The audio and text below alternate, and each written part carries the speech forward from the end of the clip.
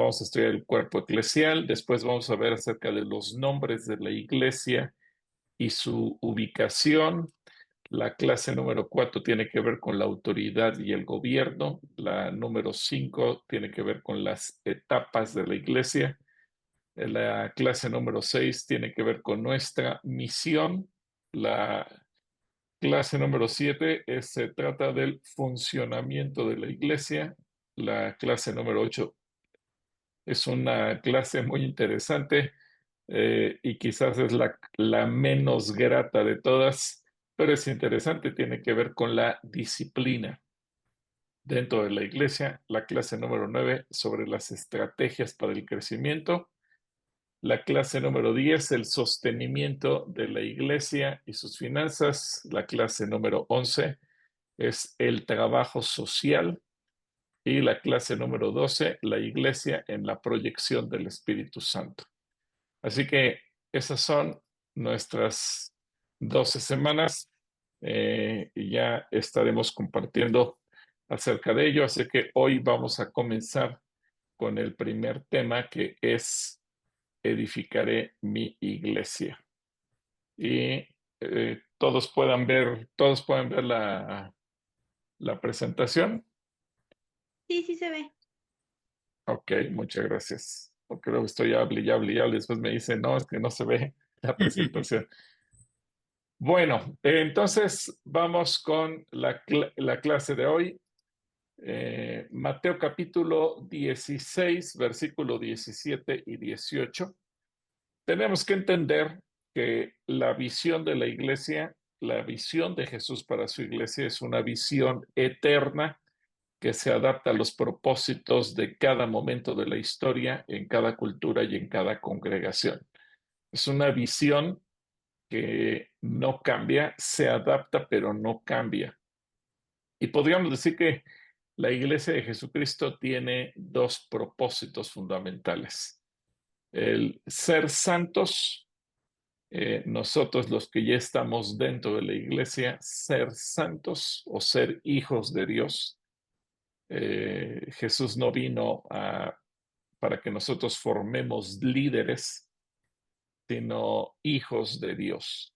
Por eso dice que a todo aquel que le recibió en su corazón le dio el derecho de ser hijo de Dios.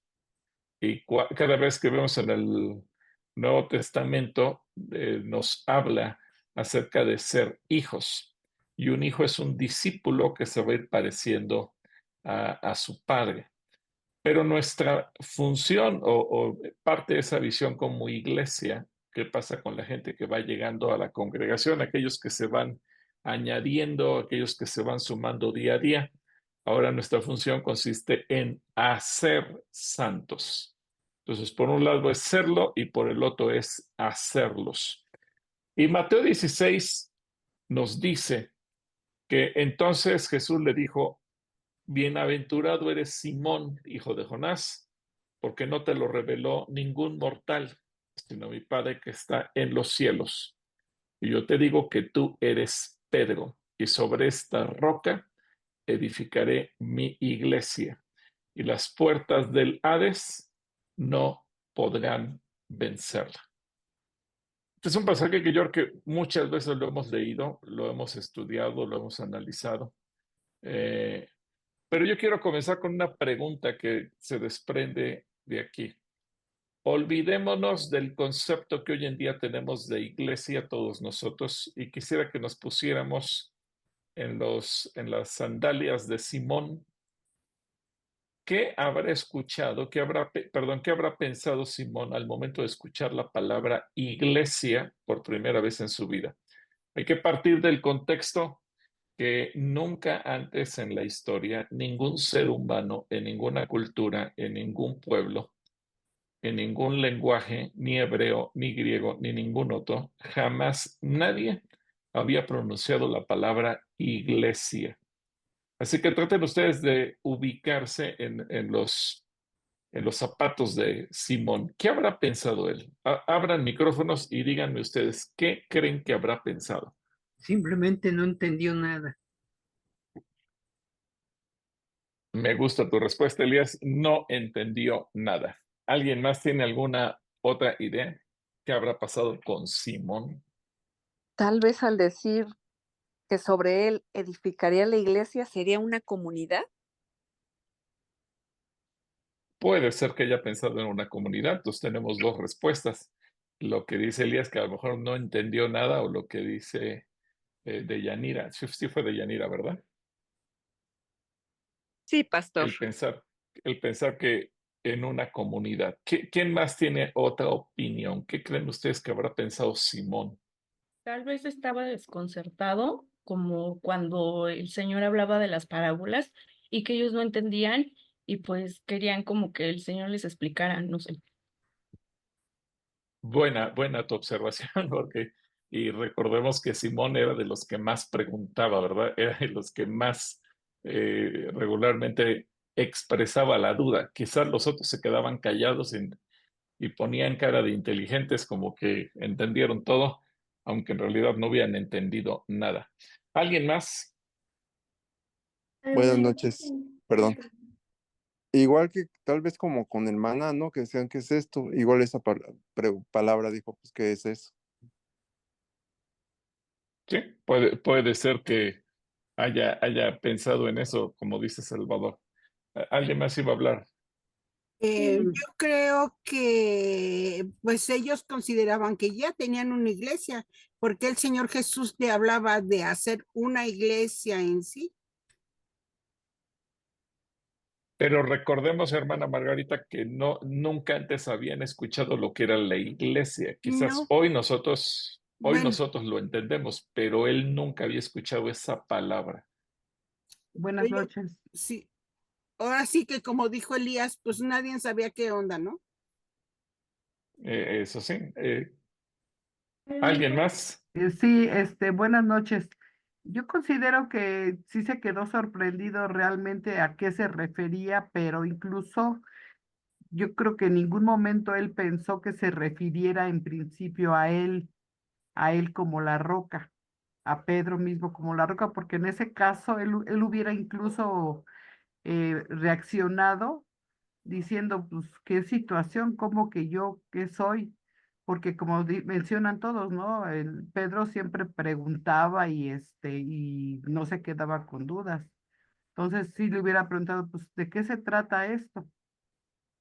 A lo mejor y pensaba que era como una casa o sea, no, no como, como tal nosotros lo conocemos, que la iglesia somos nosotros, sino que pensaba que era como un lugar, como una casa donde iban personas nada más a reunirse, no sé, como para convivir, pero en sí como que cuando escucho iglesia, siento yo, bueno, pienso yo que se imaginó como que un lugar. Yo Sí,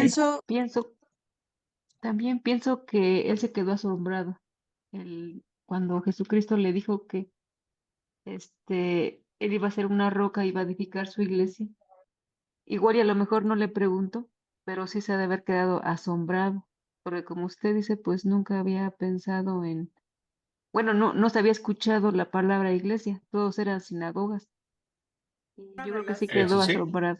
Señor, Es cierto, ellos ¿Es venían una relación del del mundo Señor de con las nosotros, sinagogas.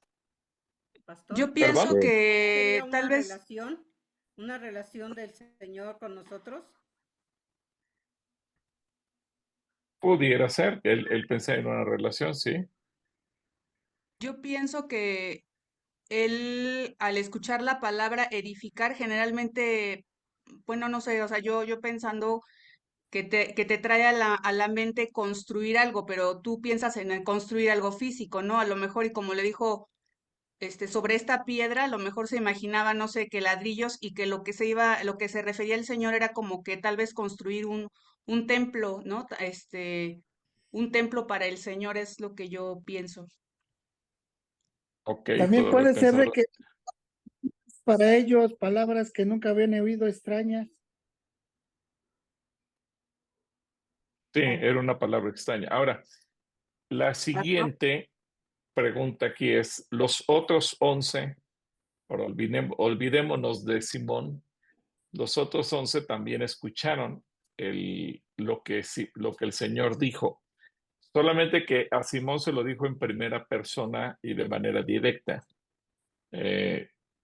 Cuando le dijo, bienaventurado eres Simón, hijo de Jonás, porque no te lo reveló ningún mortal, sino mi Padre que está en los cielos. Y yo te digo que tú eres Pedro, y sobre esta roca edificaré mi iglesia. Ahora, pensemos que en los otros 11, ¿qué se habrán imaginado? Porque para ellos ahora el relato o lo que están viviendo cobra otra dimensión. Escuchan que a Simón, uno de sus compañeros, el Señor le está cambiando el nombre, ya no es Simón, ahora es Pedro, pero además le está diciendo que va a edificar la iglesia. ¿Qué creen ustedes que esos 11 se habrán imaginado? Yo siento, pastor, que muchas veces ellos se quedaban con la duda, pero confiando ciegamente en Jesús, porque muchas veces, como comentaba una de las hermanas, se quedaban asombrados y sin entender las parábolas, pero muchas veces no solamente eran las parábolas, sino las palabras de Jesús.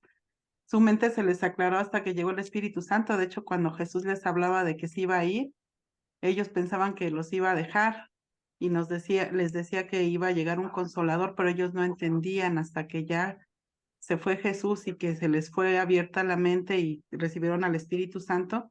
Mucho de lo que Jesús les había dicho fue que lo empezaron a entender.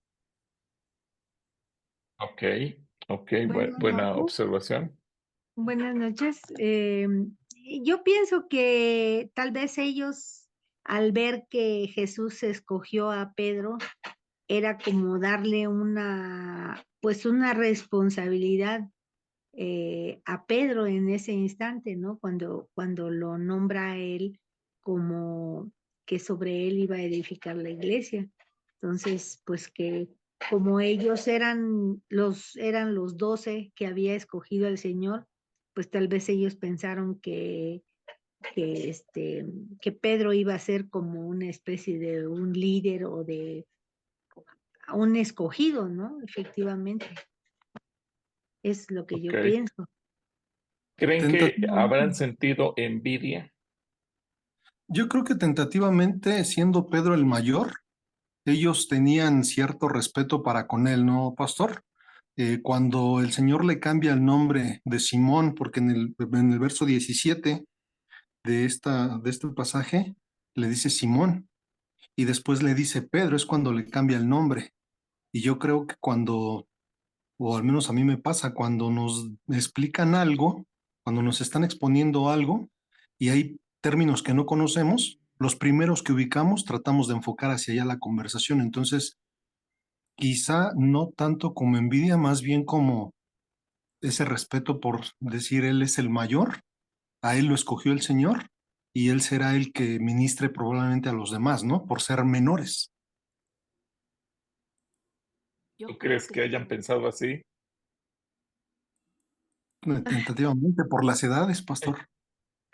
Ok, no, es que sí se oye lindo lo que dices, pero no cuadra con lo que dice el Evangelio. ¿Por qué se peleaban ellos?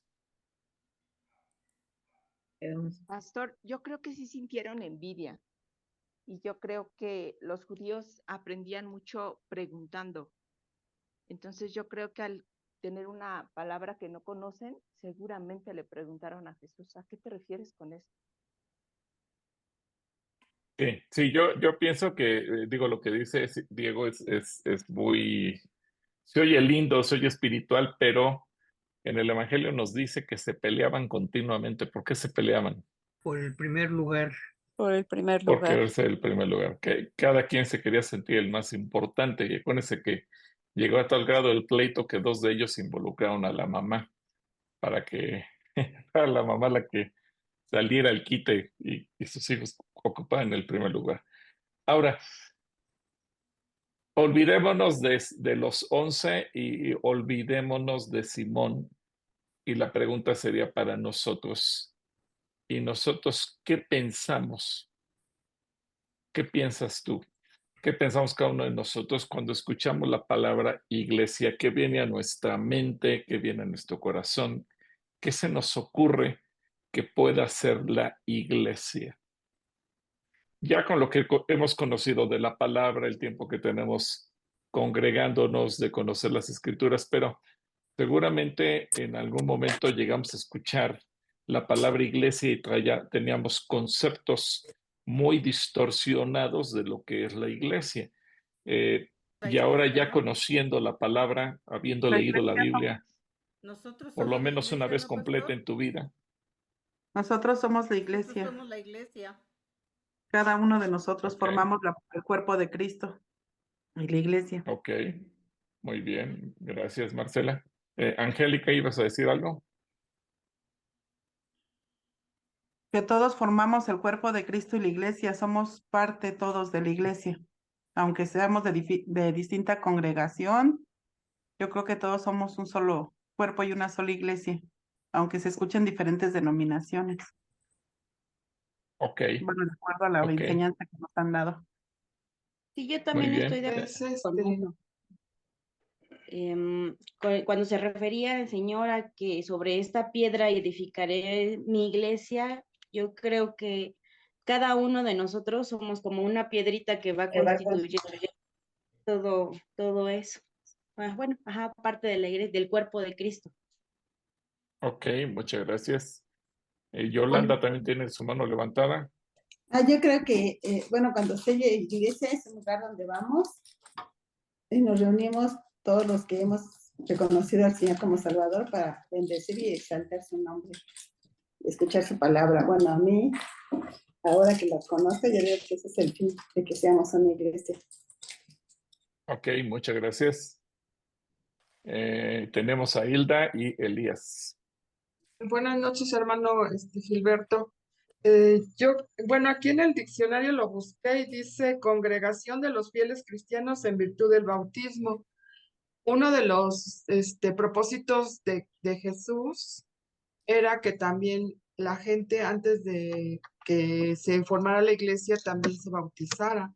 Entonces hubo varias situaciones que el Señor Jesús provocó en sus discípulos para que cuando fuera necesario le dijera a Pedro que iba a hacer una congregación, y además de que él le cambió el nombre, es decir, que él vio en Pedro que era un líder y por eso él lo tomó a él y le dijo que él iba, sobre de él iba a ser él iba a ser la roca donde iba a edificar su iglesia, porque finalmente el Señor Jesús tuvo que tener un líder espiritual para que nosotros ahorita en la actualidad podamos tener pues esa edificación y podamos sentir que nosotros también somos parte de la iglesia, porque no es un edificio, sino es nosotros los que somos de cuerpo, alma y espíritu, y los que hemos recibido a Cristo en nuestro corazón, y sobre todo que la iglesia se conforma también porque cuando nosotros recibimos a Cristo nos discipulamos, pero también nos tenemos que bautizar para realmente estar dentro de la iglesia. Bueno, esa es mi opinión. Ok, muchas gracias. Y Elías, y ya los demás ya no les va a dar chance, porque si no se nos va a acabar el tiempo. Perdón, Daisy y Margarita, pero con Elías terminamos. Dándole seguimiento a la imagen que está planteando Jesús, finalmente una iglesia, bueno, al hablar de la piedra de cimiento, es el fundamento de una construcción. Y pues sobre todo, Pedro va a ser quien sirva de fundamento a toda una construcción de ideas. Uh-huh. Ok. Bueno, vamos a continuar con todas las cosas que estamos platicando. Me parece interesante las opiniones de todos. Ahora vamos al significado de las palabras que utiliza Jesús en el original griego. Petra, que es una roca o una masa rocosa, o es una peña, o es una masa subterránea que da estabilidad. Cuando Jesús se refirió justamente a la expresión que Pedro hizo, tú eres el Hijo del Dios viviente, entonces en ese momento se da la ocasión para que Jesús pueda considerar que esa expresión, tú eres el Hijo del Dios viviente, es decir, quién es Jesús, el reconocer quién es Jesús, es lo que permite que se pueda establecer como una roca. Por eso cuando Jesús dice que sobre esta roca edificaré mi iglesia, evidentemente no se está refiriendo tanto a la persona de Pedro cuanto a sí mismo. Ahora, esta imagen que ustedes ven ahí, algunos que han estado en Israel, han tenido la oportunidad de estar en Israel, físicamente han estado ahí. Esa ciudad, esa montaña que ustedes ven ahí, el lugar donde estamos, es Cesarea de Filipo, el lugar que se menciona en el Evangelio, que se da el encuentro de Jesús con sus discípulos, en donde les pregunta, ¿quién dicen los hombres que soy yo? Y luego, ¿quién dicen ustedes que es el Hijo del Hombre? Se da en ese lugar.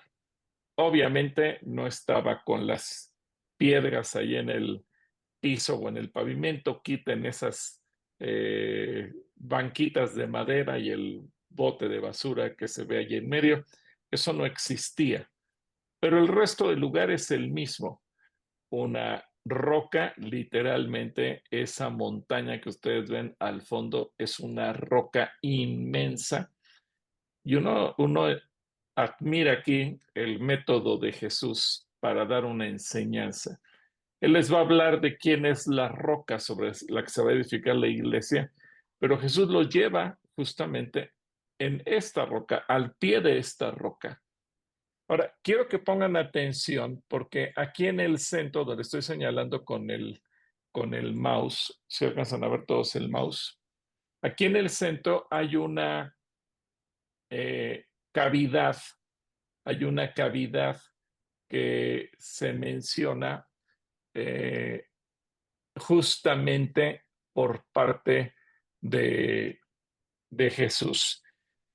Y si ustedes se fijan en el pasaje de Mateo 16 que acabamos de leer, yo te digo que tú eres Pedro y sobre esta roca edificaré mi iglesia y las puertas del Hades no prevalecerán contra ella. Esta cavidad, aquí donde terminan los árboles y está esta cavidad en el centro, son las puertas del Hades.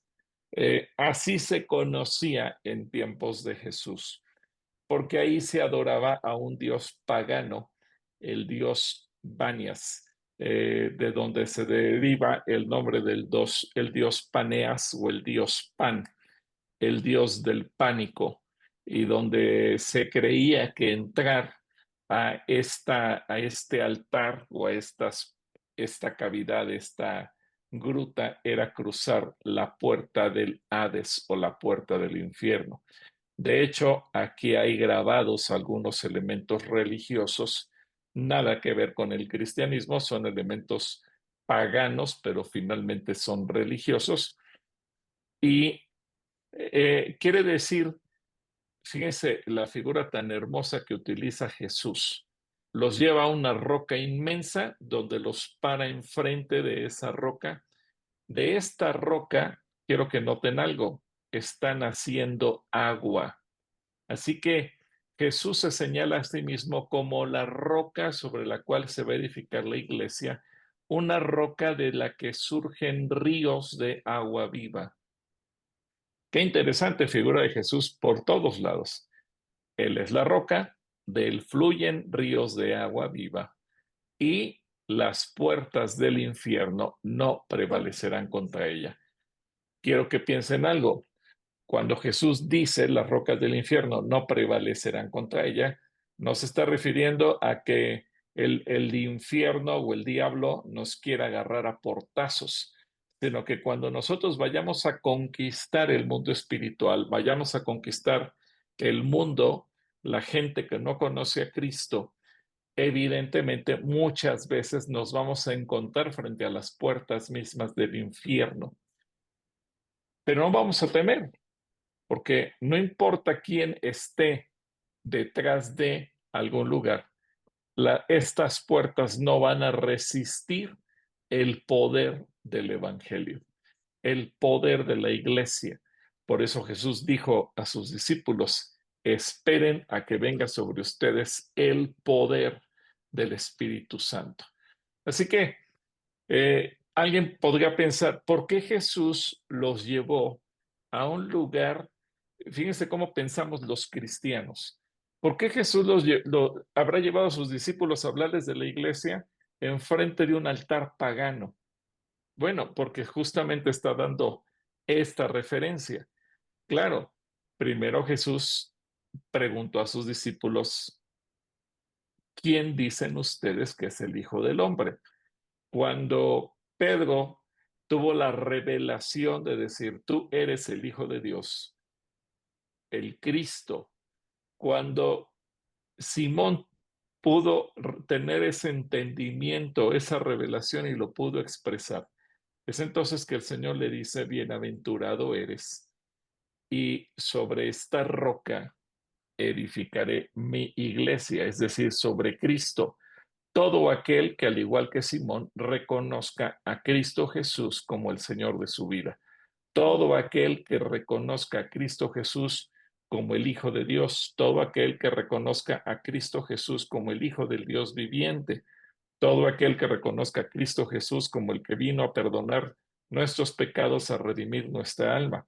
Así que cuando nosotros confesamos que Jesucristo es el Señor, en ese momento, justo en ese momento, nosotros comenzamos a ser parte de la iglesia, que es Cristo, que es esta roca, y sobre esta roca se va a edificar. Y nos da un mensaje: ¿te vas a tener que enfrentar a las puertas del infierno? No temas, porque las puertas del infierno no van a resistir el poder de la iglesia. Así que tenemos aquí otra perspectiva de esta misma imagen, donde podemos ver el agua que nace. De hecho, esta afluente que se llama Banias es el lugar donde nace el río Jordán, o uno de los 3 lugares de donde nace el río Jordán. Y Jesús, a propósito, los llevó ahí para hacerlos pensar, para hacerlos reflexionar. Ahora tenemos aquí de cerca una imagen, una fotografía de las puertas del Hades, el altar al dios pagano, al dios Pan, al dios del pánico, un dios aterrador justamente, y por eso se le conocía como las puertas del Hades o las puertas del infierno. La gente tenía en tiempos pasados la idea de que por aquí se entraba al infierno. Bueno, es importante que el Señor los llevó a ese altar justamente para que todo mundo entendiera que la iglesia no le debe tener miedo a nada ni a nadie. La iglesia está para conquistar incluso al mismo infierno. Y aquí tenemos en esta otra imagen la roca. Si ustedes se dan cuenta, no es una serie de rocas, no es una montaña común y corriente, una montaña hecha de tierra, sino que es una roca, una formación rocosa completamente, guardando sus debidas proporciones. Si alguien ha estado alguna vez en la Peña de Bernal, que es una piedra gigante que parecería una montaña, pero es una roca. Bueno, aquí estamos parados exactamente enfrente de esa roca. Y es lo que Jesús está diciendo. ¿Y cómo lo entendió el autor del libro de Hebreos, o cómo lo revela el Espíritu Santo? Bueno, él dice en Hebreos 12:28, Así que recibiendo nosotros un reino inconmovible, tengamos gratitud y mediante ella sirvamos a Dios, agradándole con temor y reverencia. Así que ese reino inconmovible que está fundamentado en esta roca que es suelo rocoso, suelo firme, que pueden venir terremotos, puede pasar lo que sea y se va a mantener firme, es ahora lo que nos dice Hebreos. Nosotros hemos recibido ese reino, ahora tenemos que servir a Dios. ¿Y cómo lo pudo entender Simón Pedro ya años más tarde, cuando él madura en la fe, cuando él crece en la fe y cuando Jesús ya murió, Jesús ya resucitó y ahora él escribe esta primera carta y en 1 Pedro 2, 4 y 5 dice, acérquense a él a la piedra viva. Pedro reconoce, la piedra es Jesús, la piedra viva que los hombres desecharon, pero que para Dios es una piedra escogida y preciosa. Pero también entiende qué clase de piedra es Él. Y el versículo 5 lo aclara cuando dice, y ustedes también, nosotros, cada uno de los que estamos aquí, los que formamos parte de la iglesia de Jesucristo, los cristianos que hemos sido redimidos por la sangre del Cordero, los que hemos sido perdonados, los que hemos sido salvados, ustedes bien, como piedras vivas, sean edificados como casa espiritual y sacerdocio santo para ofrecer sacrificios espirituales que Dios acepte por medio de Jesucristo. ¿Qué está diciéndonos entonces? Él es la piedra viva, la roca viva, y nosotros somos tan solo piedras pequeñas. Hermana Isabel, Piedras pequeñas. ¿Perdón? Ah, mire, hay una cosa. El hermano Armando entró Perdón, se mezcló y el audio. Ahora, ¿cómo podemos entender eso? Nosotros aquí en México, pues cuando construimos una casa o vemos cómo se construye una casa, quizás personalmente nunca hemos construido una casa, pero todos hemos visto cómo se construye una casa, pues se construye con ladrillos. Anteriormente se construía con piedras. Incluso ustedes cuando han estado aquí en Calacuaya se habrán dado cuenta que hay bardas, muchas bardas en el centro cristiano, el contorno de los jardines, de los salones que están junto a la fuente, que están hechos justamente con pequeñas piedras. Y las piedras, al irse acomodando una detrás de otra y uniéndose, forman muros grandes, muros gigantes, pero de puras piedras. Bueno, ahora Pedro nos dice, nosotros somos esas pequeñas piedras que unidos unos a otros le vamos dando forma a la iglesia, pero la iglesia tiene un cimiento, un fundamento. Ese fundamento se llama Cristo Jesús. Y entonces encontramos esta palabra Petros, Petros. Así que Jesús, si pudiéramos decirlo en Mateo 16, Jesús dijo, yo te digo que tú eres Petros, y sobre esta Petra, es decir, Jesús es la Petra, Pedro es el Petros, sobre esta Petra, que es Jesús, edificaré mi iglesia. Si pudiéramos ver el original de Primera de Pedro 2, 4 y 5, el mismo Pedro dice, acérquense a él, la Petra viva que los hombres desecharon, pero que para Dios es una Petra escogida y preciosa. Y ustedes también como Petros vivos sean edificados como casa espiritual y como sacerdocio santo. Así que nosotros somos esos Petros, esa piedrecita, ese fragmento, ese trozo de roca, y es justamente la diferencia entre una cosa y otra. Ahora, eso nos debe quedar claro para entender que Jesús vino a edificar su iglesia y a nosotros nos da la calidad de pequeñas piedras, Petros, pero que tenemos que ser edificados sobre la roca que es Él, la Petra viva, para que podamos funcionar como iglesia. Ahora, Vamos a entrar entonces en función de esto. Yo quiero preguntarles si hay alguna duda. ¿Queda todo claro respecto a lo que hemos visto de Petra, Petros y la edificación de la iglesia? ¿Queda claro? ¿Hay alguna pregunta, alguna duda, alguna cuestión que no haya quedado claro? Todo claro, Todo claro. pastor. Gracias. Ok, bueno, muchas gracias. Ahora, vamos entonces a Habacuc para entender qué es una visión. ¿Qué es una visión? Habacuc capítulo 2, versículos 2 y 3, el Señor me respondió y me dijo, escribe esta visión, grábala sobre unas tablillas para que pueda leerse de corrido. La visión va a tardar aún por todavía algún tiempo, pero su cumplimiento se acerca y no dejará de cumplirse. Aunque tarde, espera a que llegue, porque vendrá sin falta, no tarda ya. Ahora, esta definición de la visión, de escribirla y que ustedes se dan cuenta, el Señor es el primero en decirle al ser humano que debe de tener una visión y que esto no fue una idea de un empresario, de un administrador, de un socio, de una gran empresa, porque hoy en día quizás está de moda que muchas empresas, organizaciones, restaurantes, tiendas departamentales, almacenes, encontramos en algún lugar que dice la visión de esta empresa y la misión.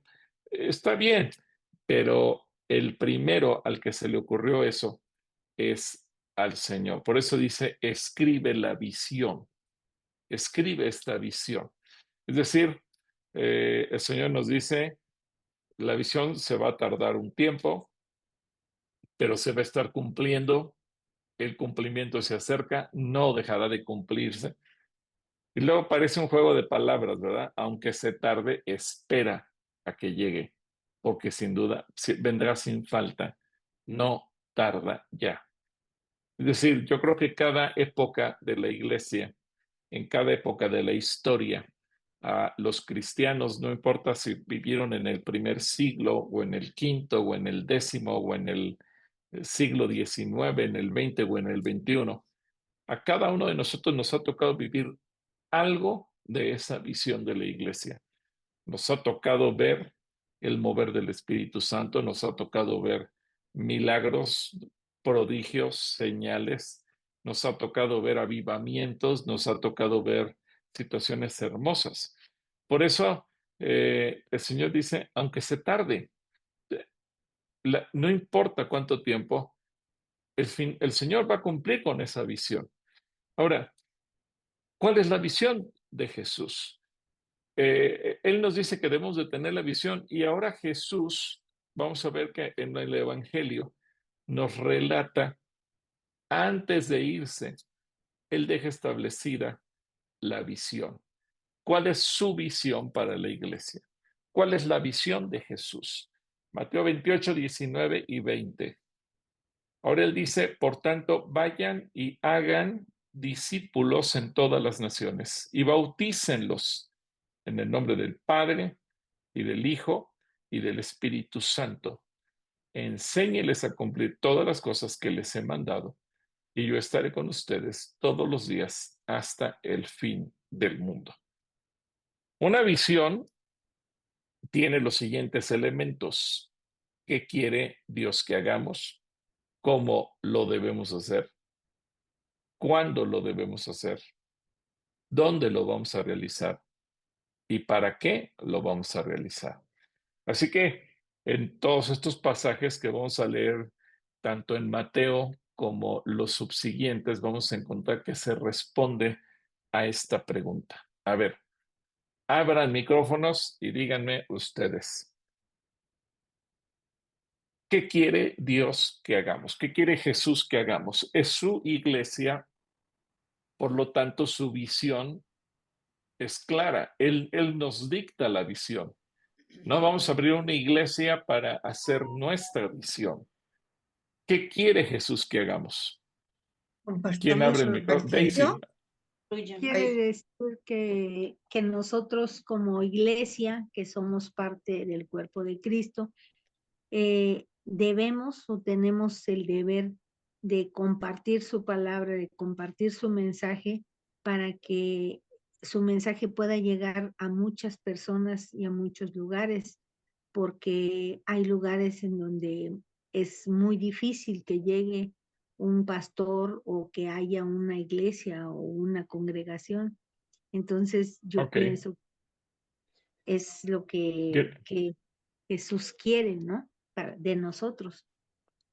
Ok, hermana, gracias. Ahora, Daisy tenía la mano levantada. Daisy, ¿tú qué dices de esta Bueno, pregunta? en concreto es que hagamos discípulos. Exacto, exacto. Eh, lo que nos dijo nuestra hermanita Renata, bueno, es el cómo, pero ¿qué quiere Dios que hagamos? Discípulos. Así que, si ustedes están tomando notas, ¿qué quiere Dios que hagamos? Discípulos. Yo les decía al principio, la visión de Jesús se va a ir adaptando a los tiempos, pero la visión de Jesús no cambia. La visión de Jesús es la misma. Así que la iglesia del primer siglo tuvo que hacer discípulos. Hoy estamos en el siglo XXI. ¿Y qué tenemos que hacer? Discípulos. Eso no cambia. Esa es una parte de la visión que nosotros tenemos que hacer. Ahora, la siguiente pregunta, ¿cómo lo debemos hacer? De Yanira, tenía la mano levantada.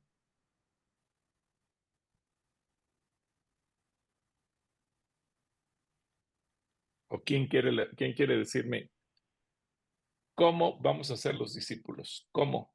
Hermano Gilberto dice, por tanto, vayan y hagan discípulos en todas las naciones y bautícenlos en el nombre del Padre y del Hijo y el Espíritu Santo. Enséñenles a cumplir todas las cosas que les he mandado y yo estaré con ustedes todos los días hasta el fin del mundo.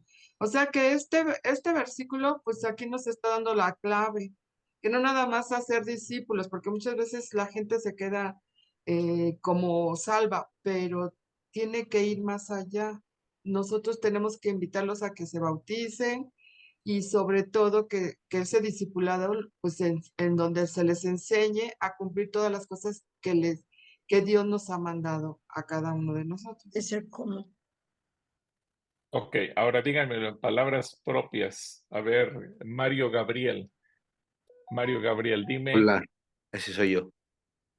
Pues evangelizando, ir a evangelizar, hablarle a la gente de Cristo, o sea, la iglesia se va a llenar de la gente que está allá afuera, entonces hay que hablarles de Cristo y al hablarles de Cristo se les discipula y entonces en el discipulado se les prepara para el bautizo y para todas esas cosas. Ok, evangelizándolos y preparándolos para el bautizo. Gracias, Mario. Rosa María, ¿cómo vamos a ser los discípulos? En una palabra sería enseñándoles. Enseñándoles a cumplir las cosas que él ha enseñado. Ok, enseñándoles a obedecer. Exacto. Ok. Bueno, entonces ustedes han mencionado, y es importante, yo no puedo ser un discípulo si primero no lo evangelizo. Y luego hay que prepararlo para que se bautice y se pueda bautizar como el Señor nos dice, ¿verdad? En el nombre del Padre, del Hijo y del Espíritu Santo. Y le tengo que enseñar a ser obediente. Muy bien. La siguiente pregunta, ¿cuándo lo debemos hacer? A ver, Josefina tiene la mano levantada. ¿Cuándo lo debemos hacer?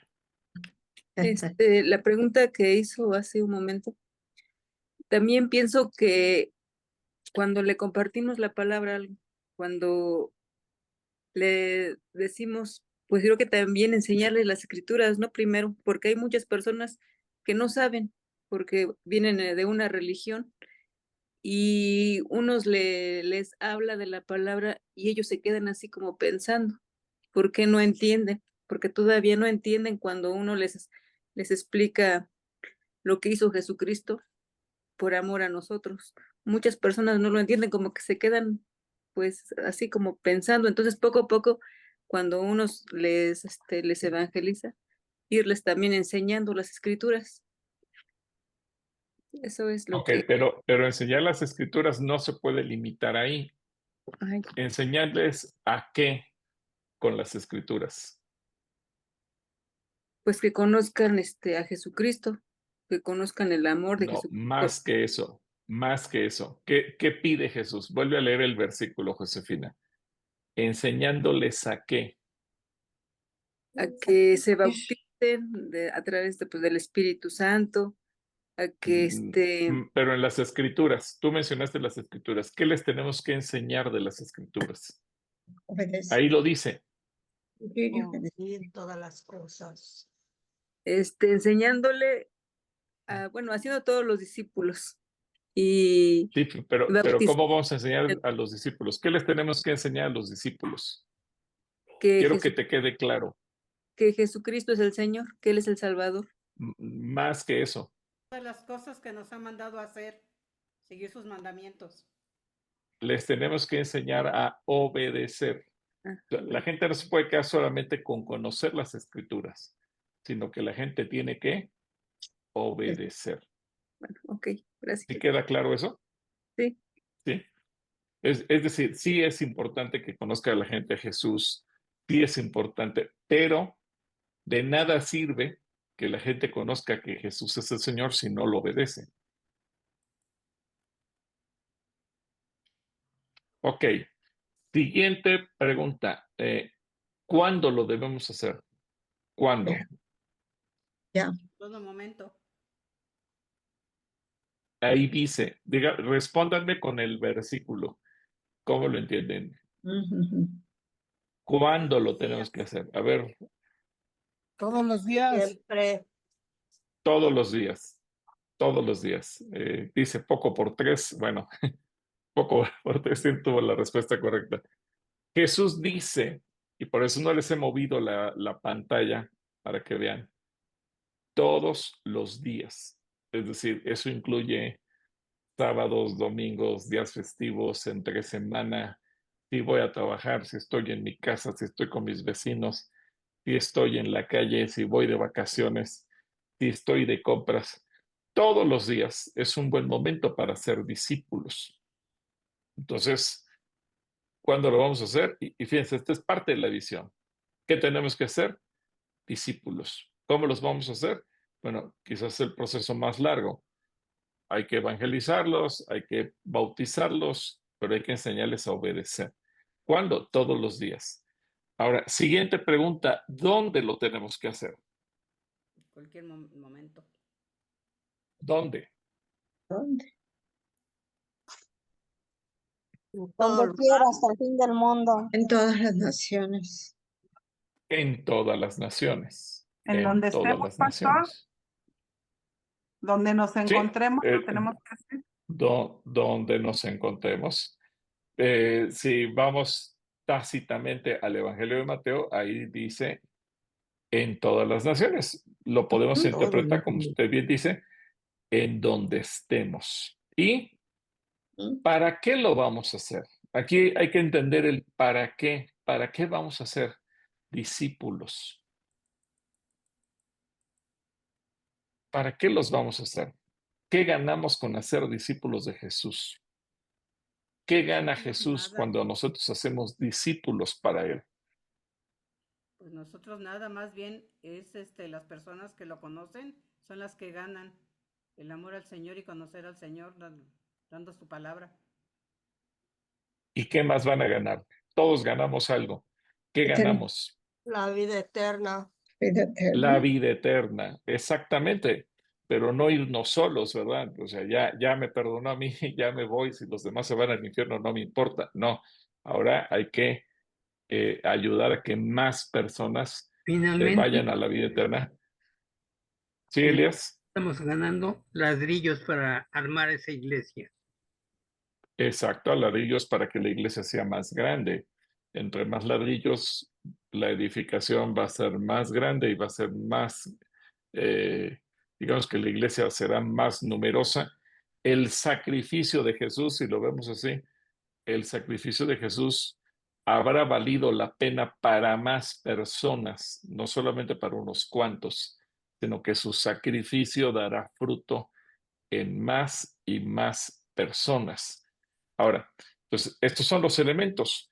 ¿Cómo lo entendió Marcos? Porque tomen en cuenta que las palabras de Jesús al final fueron captadas por Mateo. Mateo fue un discípulo presencial de Jesús. Él lo vio, lo escuchó, anduvo con él 3 años. Marcos no, Marcos más bien él fue influenciado por Pedro.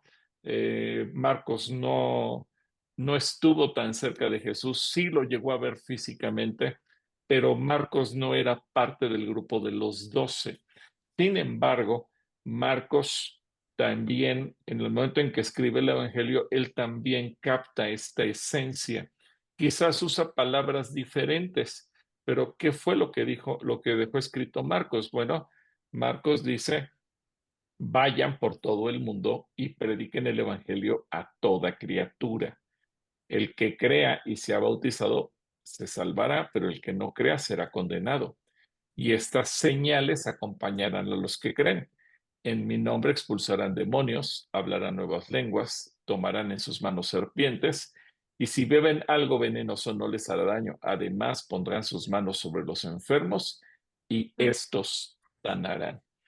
Si se dan cuenta, quizás Marcos nos cambia un poco el orden de las cosas, porque él comienza diciéndonos dónde tenemos que ir. Hay que ir por todo el mundo. Y nos dice qué tenemos que hacer. Tenemos que predicar el Evangelio. Algo muy interesante que tanto Marcos como Mateo coinciden es: Marcos dice vayan, Jesús dice vayan. Esto significa que la iglesia tiene que ser dinámica.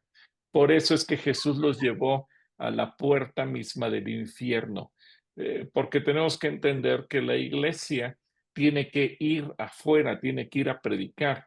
A veces decimos, no, pero es que mira, aquí el ambiente es peligroso, es que aquí el ambiente es muy religioso, es que aquí la gente es muy pagana, es que aquí la gente adora a los ídolos, es que la gente... Y a veces no nos atrevemos a ir porque argumentamos que la gente es, y que el ambiente social, y que la ciudad, y que el pueblo, la colonia. Y Jesús lo único que nos está diciendo es: vayan. Es decir, no podemos esperar que la gente venga. Nosotros tenemos que ir a las naciones, tenemos que ir a todo el mundo, tenemos que predicarle a toda criatura. Y esta es una acción muy importante. Si pensamos, ¿cómo lo tenemos que hacer? Yendo. Y si vamos a la calle, nos vamos a encontrar multitud de personas que no conocen a Jesús. Pero esa es nuestra responsabilidad. Si nosotros somos hijos de Dios, somos discípulos de Jesús y queremos cumplir con la tarea de hacer la iglesia, pues nuestra responsabilidad es ir. No puedo decir, bueno, aquí me espero para que me asignen qué discípulos o qué personas voy a discipular. No, así no funciona. Yo tengo que ir a predicar, tengo que ir al que está afuera, tengo que ir y hablarle de Cristo. Así que después el Señor nos enseña todo el proceso.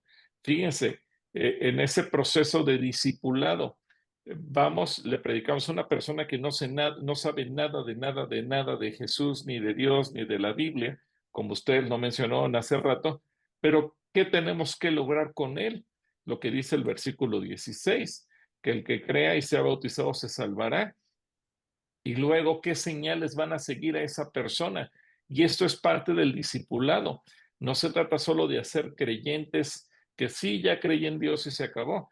Lo tengo que discipular hasta que yo vea que esa persona es capaz de echar fuera demonios, hablar nuevas lenguas, tomar en sus manos serpientes. Si bebe cosas, algo venenoso, no les va a hacer daño.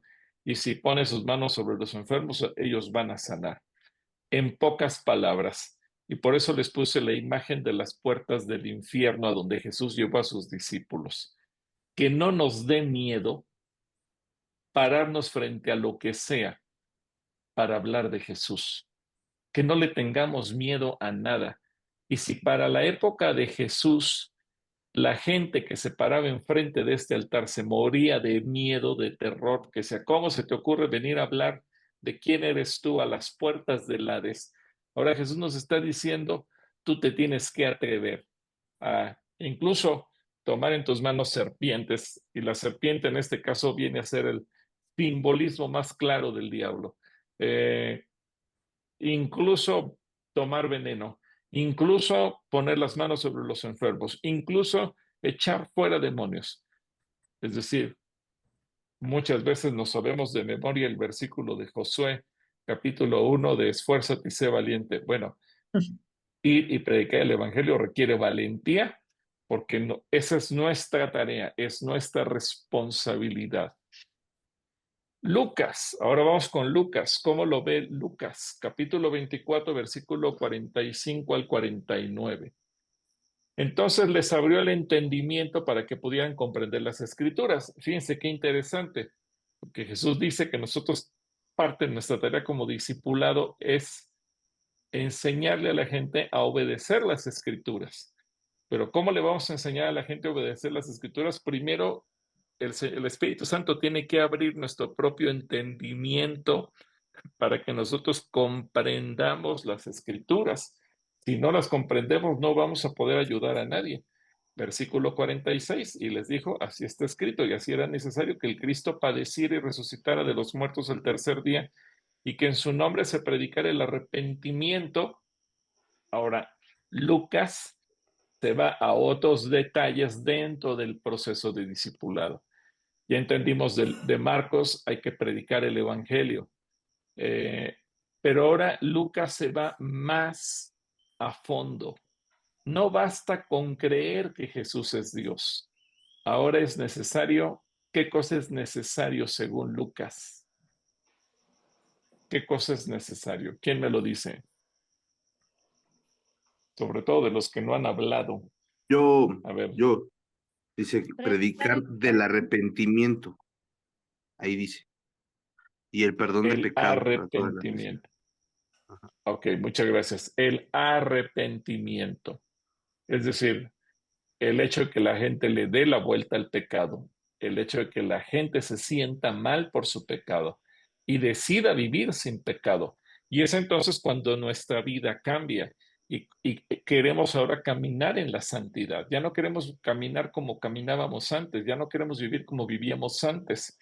Es por eso que el ser humano está dispuesto a dejar vicios, adicciones, hábitos, costumbres, cultura y un montón de cosas que traemos adheridas a nuestra personalidad y que nos lleva a vivir pecando, porque ahora en su nombre se va a predicar el arrepentimiento, pero mucha gente puede sentirse mal porque dice, sí, ahora reconozco que soy un pecador y reconozco que soy de lo peor, pero junto con el arrepentimiento, ¿qué le tenemos que ofrecer a la gente?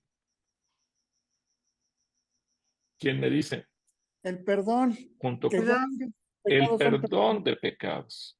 Es decir, si dejo a la gente en la condición de tú eres un pecador y no le ofrezco la oportunidad del perdón, esa persona va a caer en depresión y muy posiblemente diga, pues mejor me quito la vida.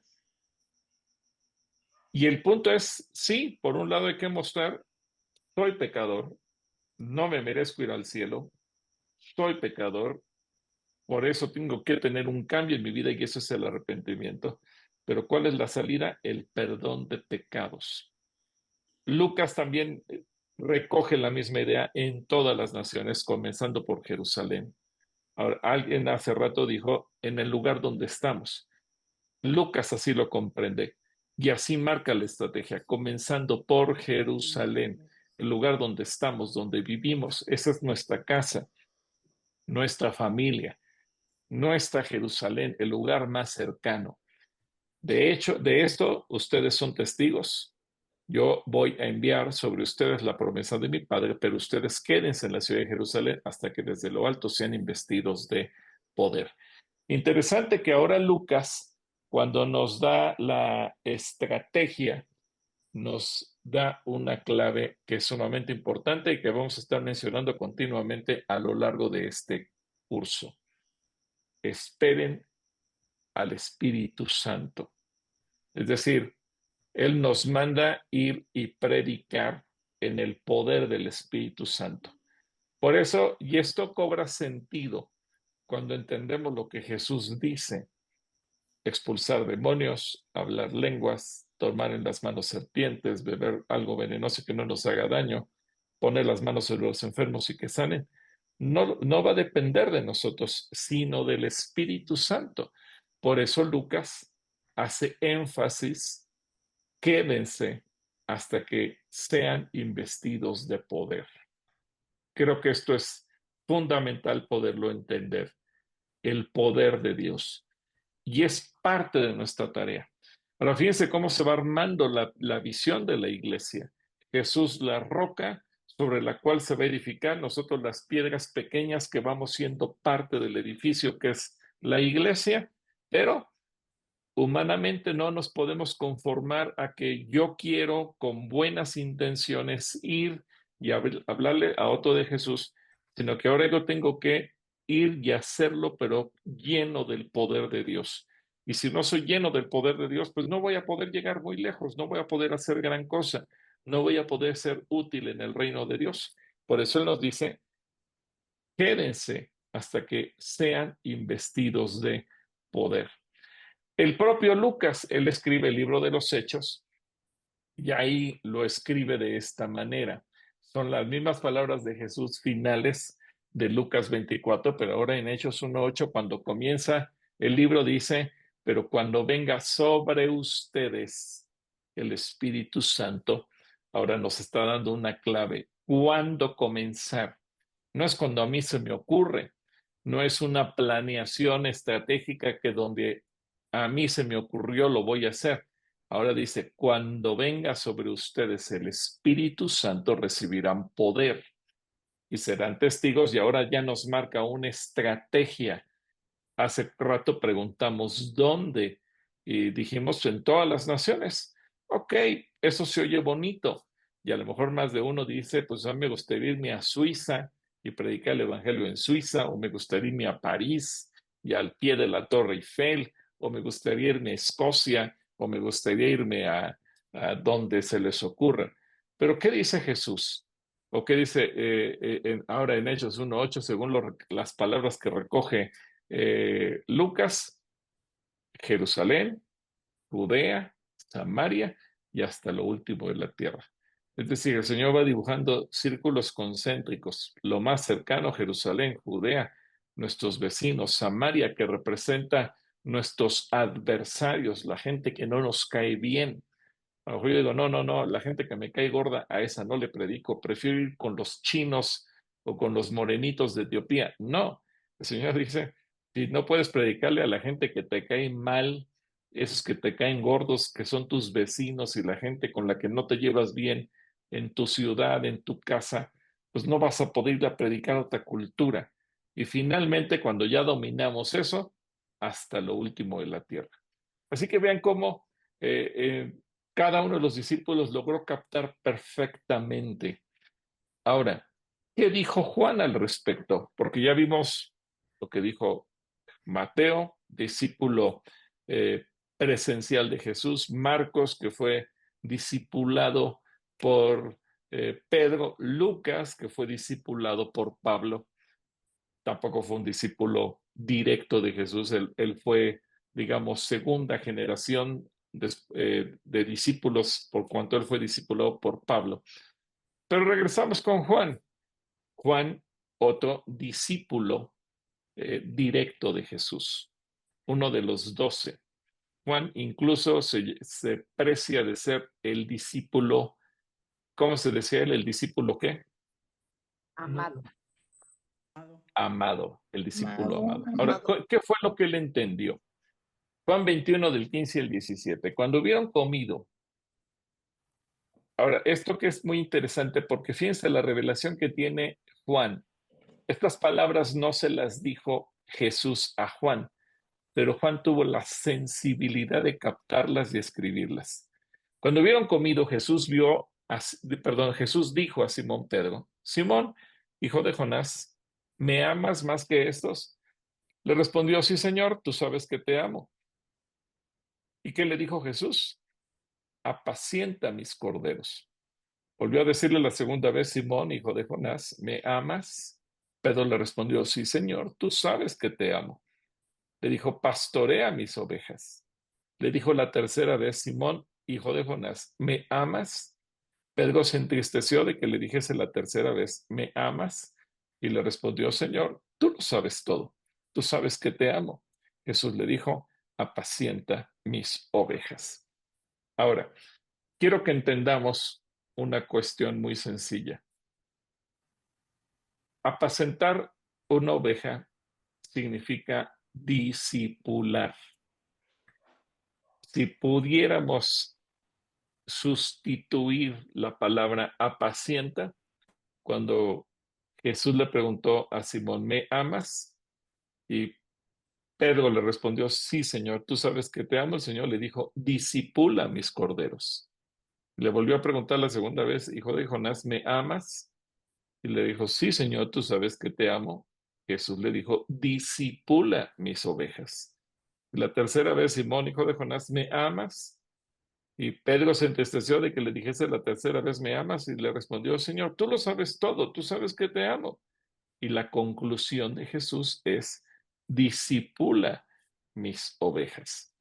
Ahora, la visión de Jesús, ya vimos, ¿qué quiere Jesús que hagamos? Discípulos.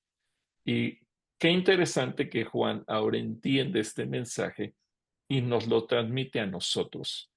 Yo sé que todos los que estamos aquí, si nos preguntaran lo mismo, el Señor en esta hora, ¿me amas? Yo creo que todos aquí diríamos, Señor, tú sabes que te amo.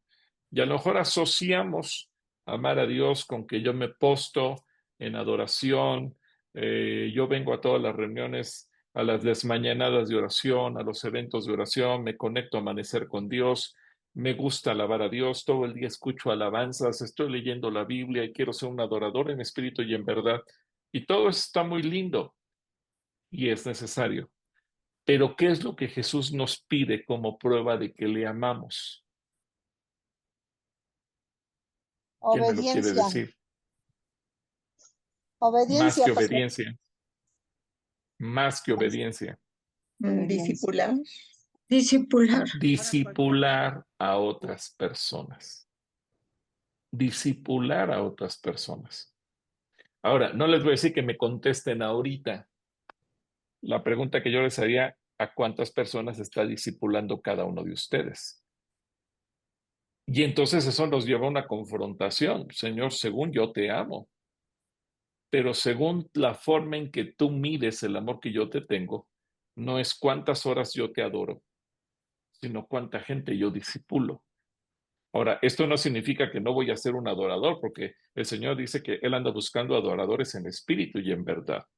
Pero digamos que la parte de la adoración es la parte etérea, la parte que no se ve, la parte mística de la relación, donde yo hablo con el Señor.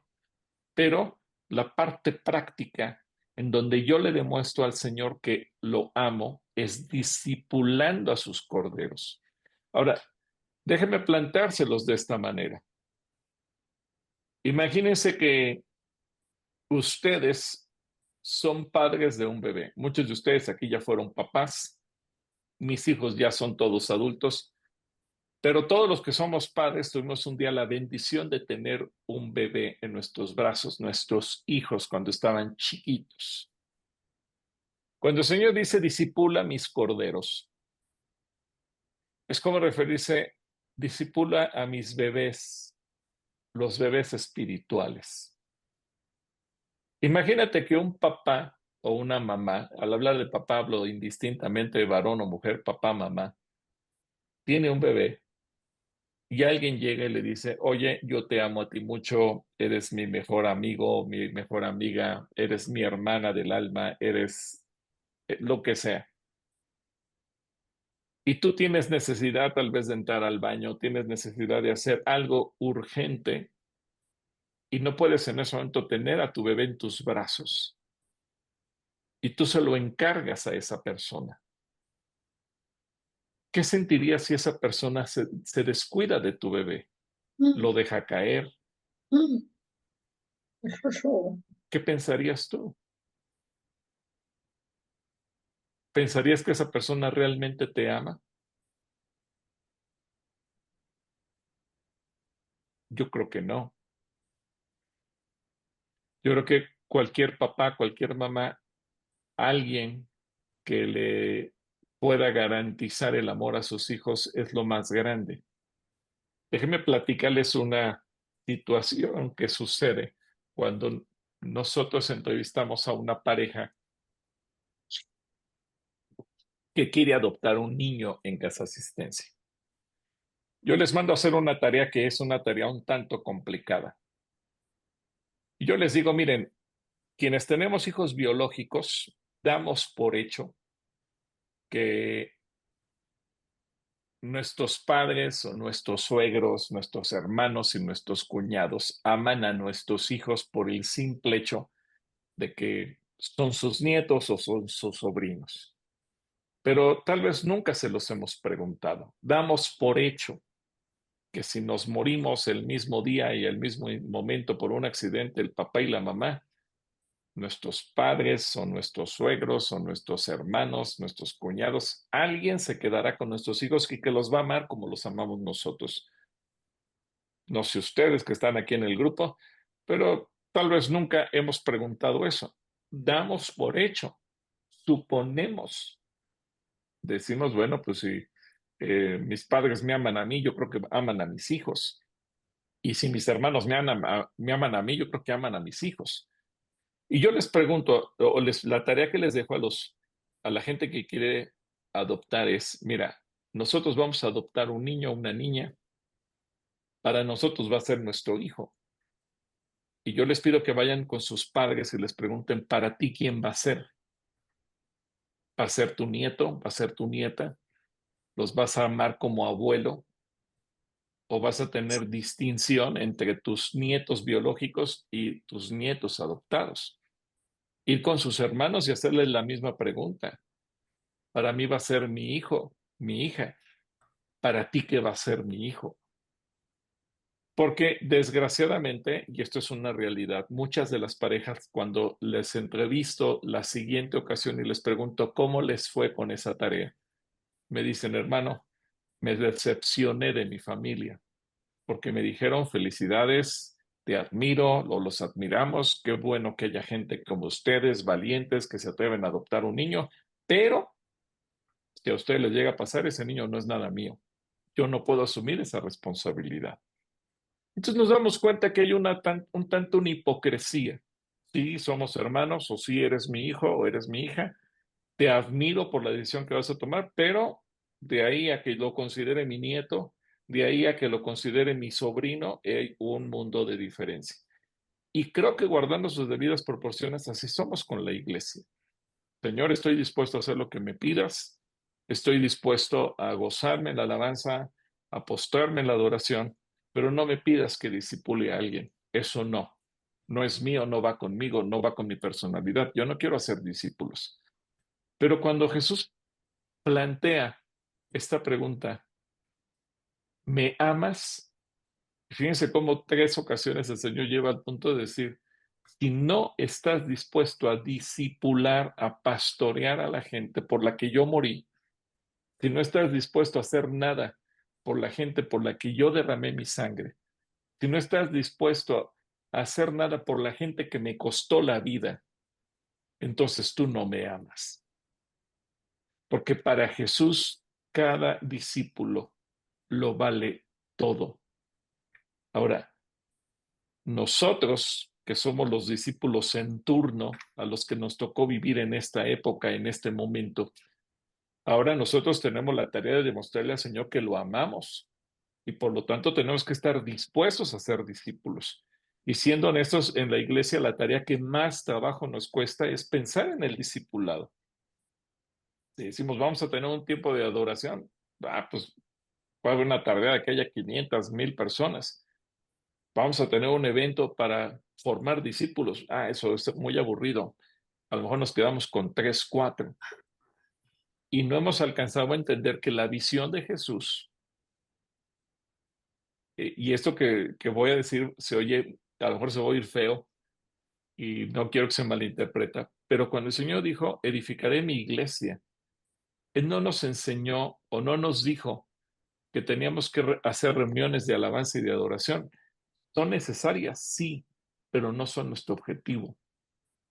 Nuestro objetivo es hacer discípulos. Nuestro objetivo no es hacer reuniones dominicales. Son una forma, son un medio, sí. Son una herramienta también. Son necesarias, muy necesarias, pero no son nuestro objetivo. Nuestro objetivo es hacer discípulos. Por eso el Señor dice, ¿me amas? Demuéstramelo haciendo discípulos, apacentando mis corderos, pastoreando mis ovejas, apacentando mis ovejas. Eso es lo que Jesús quiere que nosotros hagamos.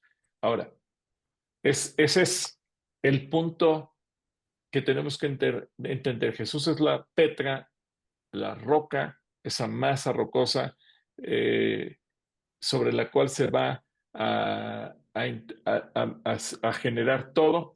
Y nosotros ahora tenemos que pensar a quién ministramos dentro de ese proceso de la iglesia, a quién vamos a ministrar. Primero, a Dios. A Dios. Dice Hechos 13:2, un día mientras ellos estaban adorando al Señor y ayunando, el Espíritu Santo les dijo, prepárenme a Bernabé y a Saulo, yo los he elegido para una misión especial. Es cierto, en primer lugar, la iglesia tiene que pensar, Dios es la primera persona a la que nosotros vamos a ministrar, a la que le vamos a servir, a la que le vamos a entregar todo nuestro ser, es Él. Por eso les digo, la adoración, la alabanza, la oración son los elementos centrales, pero no son nuestro objetivo final, porque el Señor no nos mandó a hacer reuniones de alabanza y de adoración, no nos mandó ni siquiera a hacer reuniones de oración, nos mandó a ser discípulos. Que las reuniones de oración son necesarias, son indispensables, pero el objetivo de todo es hacer discípulos. ¿A quién más vamos a ministrar? A los santos. Gálatas 4:19 dice, hijitos míos, por quienes vuelvo a sufrir dolores de parto, hasta que Cristo sea formado en vosotros. Por eso, aún si vamos a pasar tiempos de intercesión y de oración, nuestro objetivo será, pues, formar a la gente como verdaderos discípulos. Por eso Pablo dice, si es necesario sufrir dolores de parto, y esos dolores de parto los vamos a sufrir en la intercesión, los vamos a sufrir en la oración, pero ¿cuál es el propósito? Y creo que este es el punto clave que tenemos que entender del discipulado, que Cristo sea formado en el corazón de la gente. Y a eso Dios nos ha llamado. Así que hacer discípulos. Y por último, al mundo. Por eso el Señor dice, vayan por todo el mundo, vayan por todas las naciones y prediquen el Evangelio. Ahora, fíjense cómo lo dice estos dos enseñanzas o dos parábolas que el Señor utiliza una detrás de otra en Mateo capítulo 5 del 13 al 16. Ustedes son la sal de la tierra, pero ¿para qué sirve la sal si ha perdido su sabor? ¿Pueden lograr que vuelva a ser salada? La descartarán y la pisotearán como algo que no tiene ningún valor. Es decir, la sal, fíjense cómo tiene un doble efecto. Por un lado, el exceso de sal en la panadería inhibe el efecto de la levadura y el Señor quiere que nosotros podamos inhibir el efecto de la levadura que representa el pecado. Pero quienes saben aquí de cocina también saben que la sal potencializa los sabores. Y una comida insípida puede tener los mejores ingredientes, pero si está insípida no nos va a saber a nada. Y un poco de sal hace que los sabores se hagan exponenciales y los podamos disfrutar. Y ahora el Señor nos dice, tú estás en el mundo para que también la iglesia le dé sentido, le dé sabor, le dé propósitos a la gente del mundo. Entonces no nos podemos encerrar en las paredes de la iglesia, de una congregación y decir aquí estamos muy felices, porque nos estaríamos olvidando de lo que Jesús nos dijo. Vayan a todo el mundo a predicar el evangelio, den el mensaje del arrepentimiento. Y es ahí donde nos convertimos la luz del mundo, cuando dice ustedes son la luz del mundo, como una ciudad en lo alto de una colina que no puede esconderse. Nadie enciende una lámpara y luego la pone debajo de una canasta. En cambio, la coloca en un lugar alto donde ilumina a todos los que están en la casa.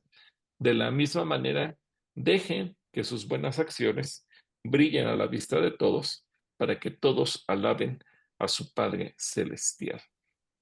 Así que todos tenemos un llamado a ser parte de la iglesia. Y quiero repetir, ministramos a Dios porque de Dios tomamos el poder. Ministramos a los santos porque es la tarea de hacer discípulos. Pero tenemos que ministrar al mundo porque del mundo es donde van a surgir los futuros creyentes, los futuros discípulos.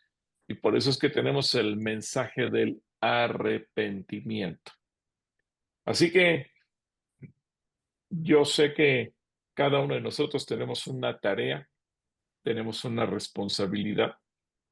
Y yo quisiera que cada uno de ustedes considerara cuántos discípulos estoy haciendo en este momento. No cuántos ya hice, sino cuántos estoy haciendo. Porque esta no es una tarea de un día, de un mes, de un año.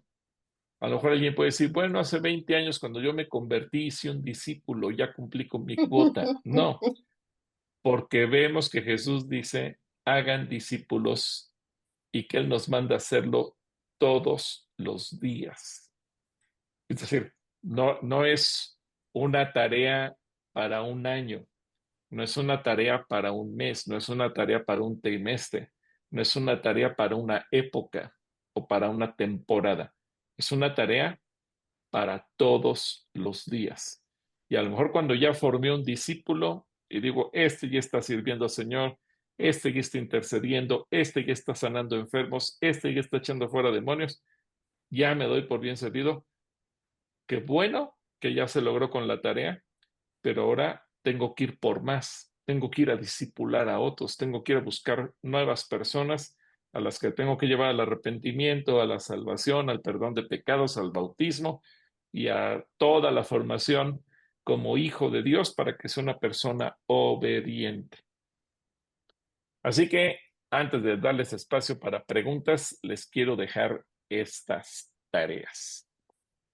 Quiero que ustedes puedan hacerse estas preguntas. ¿Qué figuras o qué títulos se le dan a la iglesia? ¿Qué figuras o qué títulos se le dan a la iglesia? Eso lo van a encontrar en muchos pasajes de la Biblia. Y esto les va a ayudar a ustedes a entender cómo Dios ve a su iglesia.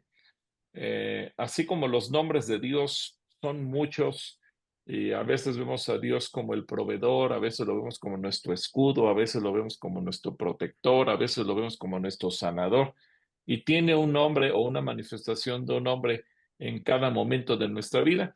Bueno, Dios también utiliza muchos nombres, títulos o figuras para referirse a la iglesia. Y eso yo quisiera que ustedes lo tuvieran como tarea porque es parte de lo que vamos a ir viendo. Segundo, ¿cómo se prefigura la iglesia en el Antiguo Testamento?